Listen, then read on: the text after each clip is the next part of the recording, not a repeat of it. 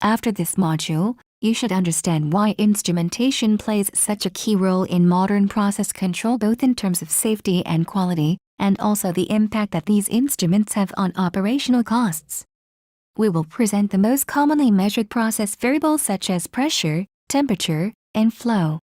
Finally, we will also show that the design of modern instruments makes them capable of measuring multiple variables, and therefore knowledge of their operating principles plays an increasingly important role in designing new projects. A process is broadly defined as an operation that uses resources to transform inputs into outputs. A typical example is an oil refinery where crude oil is transformed, through a series of steps, into gasoline. The example shown here is a summary of how a process in a plant is organized. A process can be split into 3 interconnected layers. The first layer consists of the sensors and transducers, commonly referred to as process instrumentation. These instruments measure the variables of interest at each step of the process. The second layer is made up of the final control elements, typically control valves.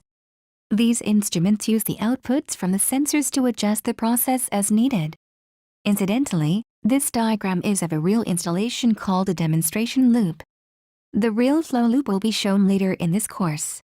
It is important to understand the relationship between these 3 layers as they are in constant communication with each other. This constant exchange of messages and information ensures that the users get the best results out of their process. In every process, there are certain objectives that are required.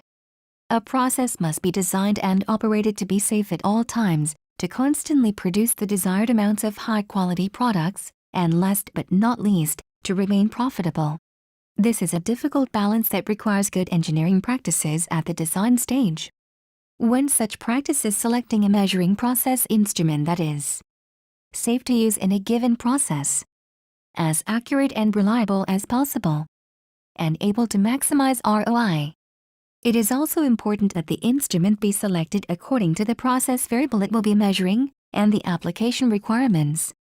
Sometimes these guidelines are not followed sufficiently, which can result in catastrophic consequences. There are many variables that can be measured during a process, including temperature, pressure, flow, density, level, pH, and conductivity. These variables form the core of every industrial process.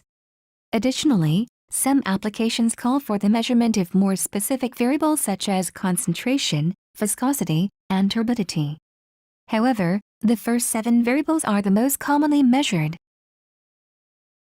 This is the flow rig that was once used to illustrate the process layers. As previously stated, one instrument can measure several variables.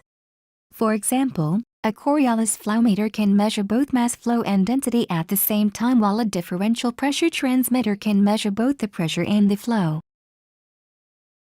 This is another way of visualizing the different process layers, with the control system on the right communicating with the different instruments on the left. In the middle, you can see various protocols used to allow communication between the control room and the instruments, including HART, Foundation Fieldbus, ISA 100 Wireless Standard, and Profibus.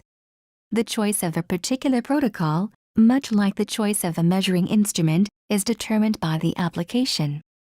Yokogawa has extensive knowledge and can offer solutions in all aspects of process control.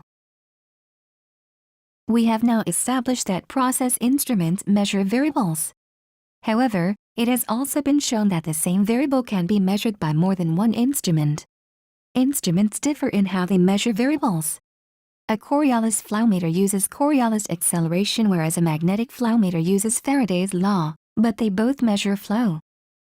How an instrument works, its operating principle, also influences whether it can be selected for an application. To understand instruments' operating principles, you need to know what variables are measured and how these variables interact with one another.